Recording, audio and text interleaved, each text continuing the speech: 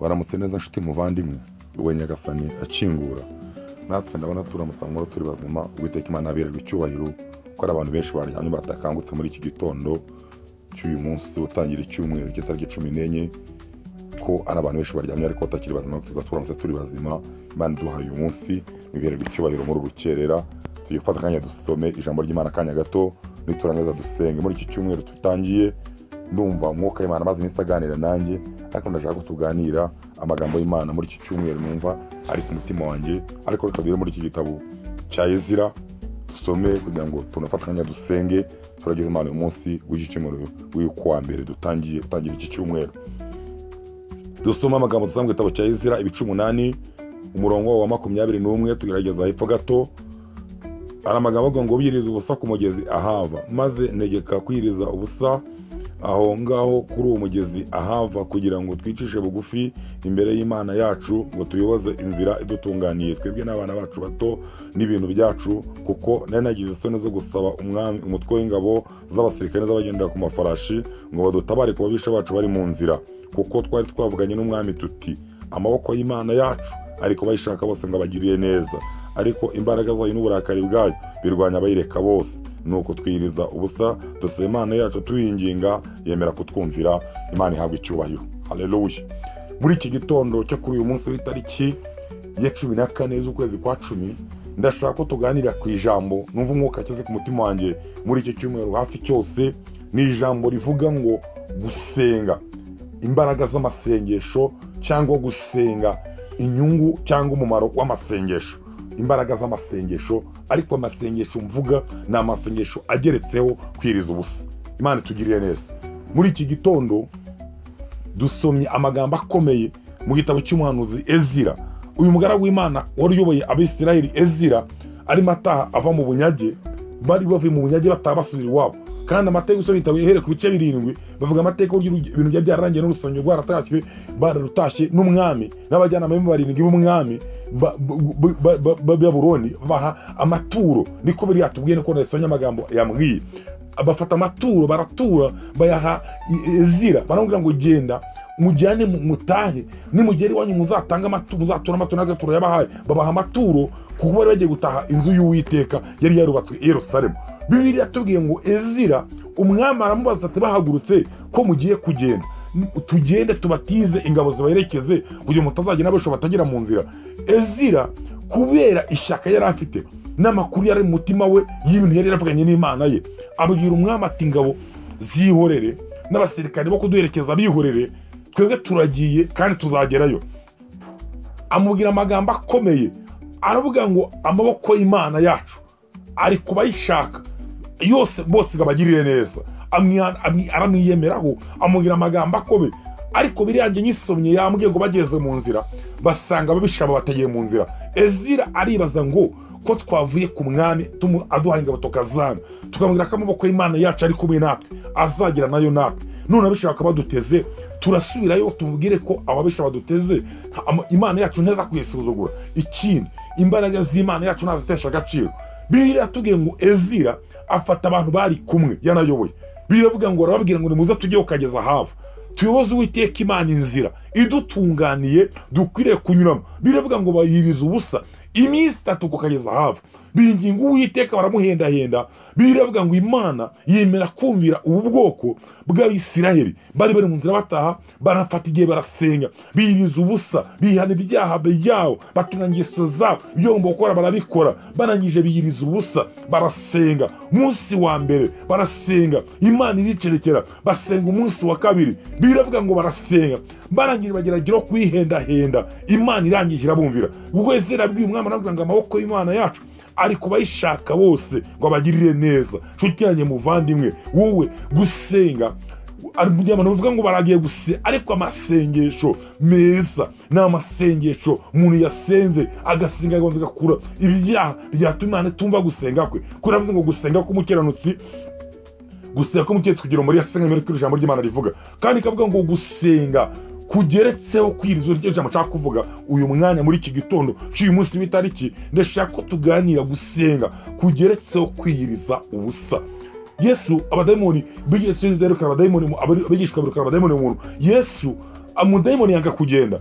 Babaza Yesu ngo twe ko twagerageje uyu muntu twe tumwirukane akanga kugenda. Yesu arabwira ngo bene uwo mudayimoni nta kindi kintu cyamwirukana usibye gusenga no kwiriza ubusa. Imana tugiriye neza. Muri iki gitondo turi mu gihe gikomeye, turi mu gihe cy'akarindagiza. Muri 2014 na 2013 twarantu turimo dusenga, Imana ikagitubwira ngo hagiye kuzaba igihe shitani agiye kubiragura imbaraga zabera ku buryo gusenga abantu birije ubusa bizarangira abantu bikabakamukamo bigashira umuntu zikageza amasengesho y'umuhango.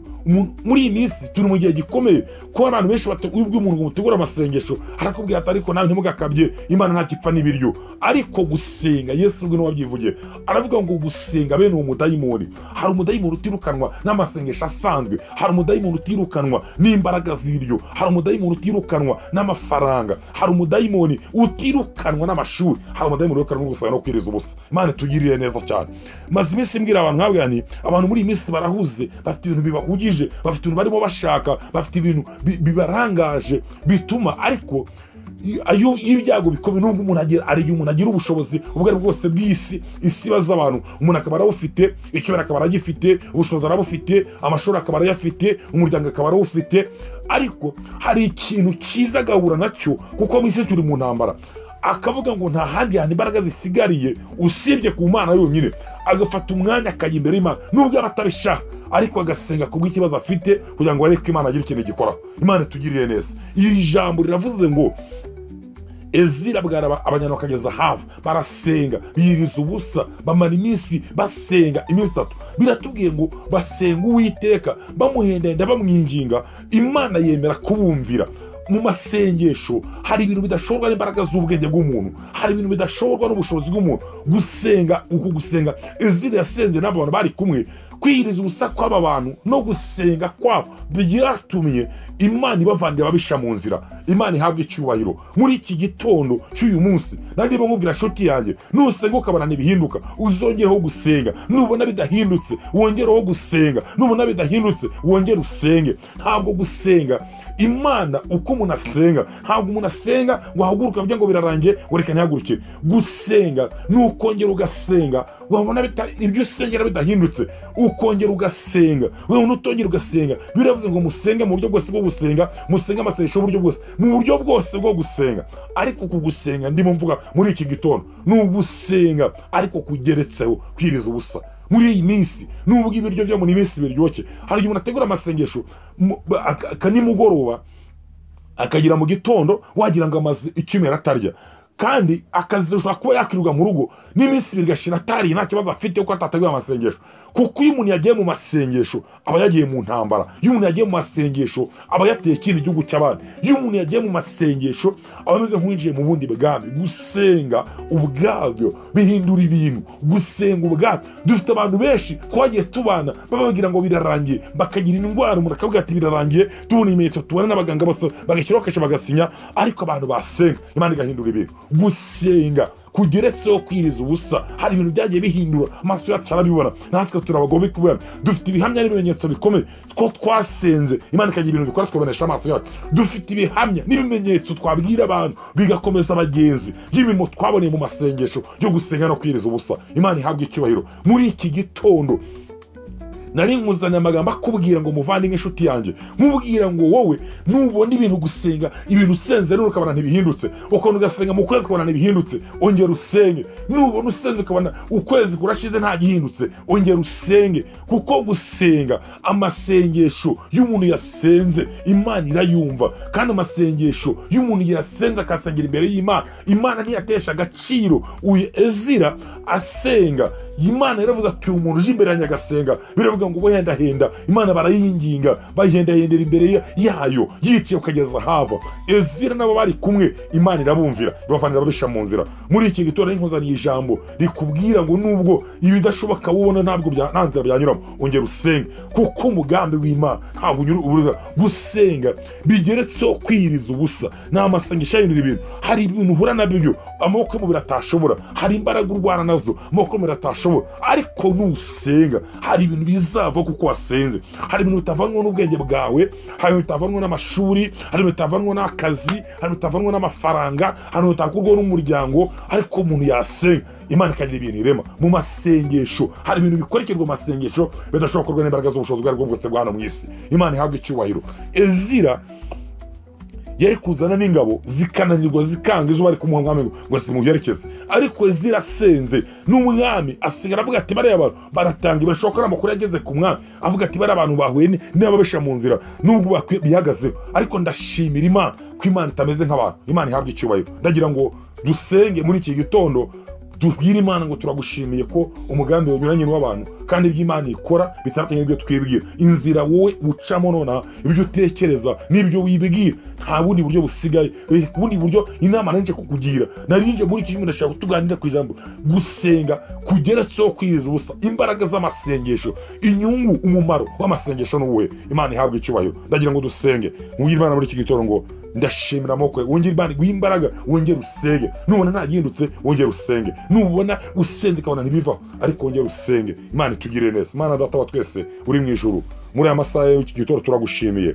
tugushimiye gukomera kw'imirimo y'amaboko yawe Mwami, tugushima uburinzi butandukanye n'ubw'abantu mu izina rya Yesu. Umugaragu umuvandimwe umugirire neza muri iki gitondo, urinisha amaboko yawe akomeye, imbaraga zawe zibane nawe, kandi ukora ibitangaza n'imirimo ikomeye mu izina rya Yesu. Gusenga niko ijambo ritubwiye ngo Ezira ajya ukageza hava arasenga, atabaza amaboko y'Imana, arabwira ngo Mana biragenda bite ko abashaka tutegeye mu nzira, kandi twavuye ku mwami tumubwiye ngo ntabwo twajyana n'ingabo zawe, twizeye amaboko y'Imana yacu, ariko bayishaka ngo abagirire neza. Izina ryawe rihabwe icyubahiro muri iki gitondo. Saba umugaragu imbaraga zidasanzwe mu izina rya Yesu, kandi amasengesho yagusengeye imbere gira ibintu urema mu izina rya Yesu. Amasengesho yagusengeye imbere yawe Mwami agira ibindi binahindura muri iki gitondo. Ningingiye amaboko yawe kugira ngo wajyane n'umugaragu wamugirire neza, kandi umuringanirize inzira, hatanganiye uharinganize ibirizo by'Imana bicemo kabiri. Rinda umugaragu wamugirire neza, nirukanye impanuka muri iki gitondo, imigambi yose y'abadayimoni, buri jeme n'amazi kuzimu, ntesha agaciro imigambi y'umwijima mu izina rya Yesu. Muri iki gitondo ningingiye amaboko yawe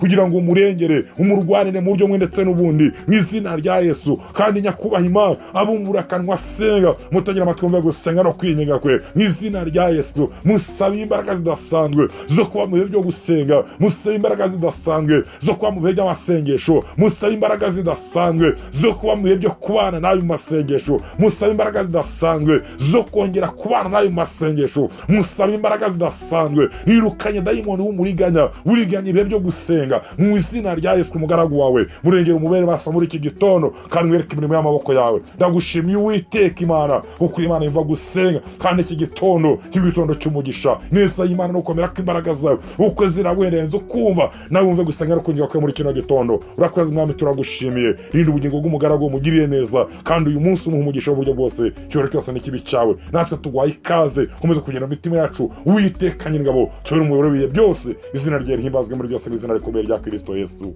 Amen.